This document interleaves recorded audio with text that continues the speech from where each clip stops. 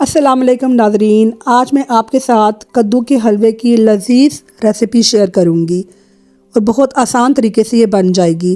اس کے لیے آپ سب سے پہلے کدو کو تیز چھری کے ذریعے سے کاٹ لینا ہے اور اس کے بعد پھر آپ نے اندر سے تمام اس کا جو گودا ہے اور بیج وغیرہ نکال دینے ہیں۔ ناظرین، بیج نکالنے کے بعد آپ چاہیں تو ان بیجوں کو آپ نکال کر الگ کر دیجئے اور باقی گودا وغیرہ آپ یا تو مرغیوں کو ڈال دیجئے اگر آپ نے گھر میں مرغیاں پالی ہوئی ہیں، یا پھینک دیجئے۔ ناظرین، میں نے اس کدو کے جو بیج ہیں ان کو الگ کر کے دھوپ پہ سکھا لیا تھا اور میں آپ کو آگے کسی ویڈیو میں بتاؤں گی کہ کس طرح سے میں نے یہ جو کدو کے بیج ہیں ان کو زمین میں بویا تھا اور میرا پودا نکلا۔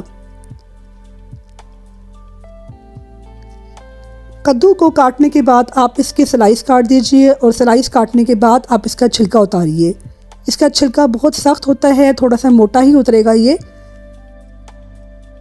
چھلکا اتارنے کے بعد آپ اس کے چھوٹے چھوٹے سے پیس کر لیجئے۔ اگر آپ بڑے پیس میں کریں گے تب بھی کوئی مذائقہ نہیں ہے، کیونکہ آپ نے اس کو کوکر میں ڈال کے پکانا ہے۔ ٹائم ہے تو آپ اس کو کدوکش کر لیجئے، یا پھر آپ اس کے بڑے بڑے کی پیس یا چھوٹے چھوٹے پیس کر کے آپ اس کو کوکر میں ڈال لیجئے۔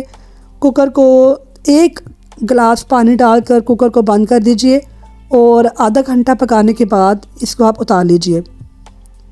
اور جب آپ اس کو کھولیں گے تو اس میں تھوڑا سا پانی ہوگا، آپ نے اس کو میش کر لینا ہے۔ ناظرین، آپ نے اس کو میش کر لینا ہے اور ساتھ اس کا پانی بھی آپ نے خشک کرنا ہے تیز آنچ پر رکھ کر۔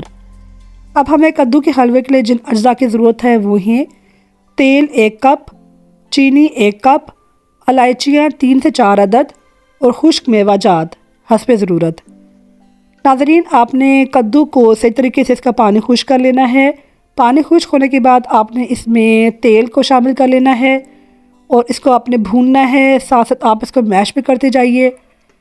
اب آپ اس میں چینی اور الائچیاں وغیرہ بھی شامل کر لیجئے اور اس کو صحیح طریقے سے بھوننے کے بعد آپ نے اب اس میں ڈرائی فروٹ بھی شامل کر لیجئے۔ تمام پانی خشک کرنے کے بعد آپ دیکھیے کہ مزیدار قسم کا کدو کا حلوہ تیار ہے۔ ناظرین، میری ویڈیو کو لائک کیجئے، کمنٹ کیجئے اور میرے چینل کو سبسکرائب کیجئے۔ شکریہ۔ اللہ حافظ۔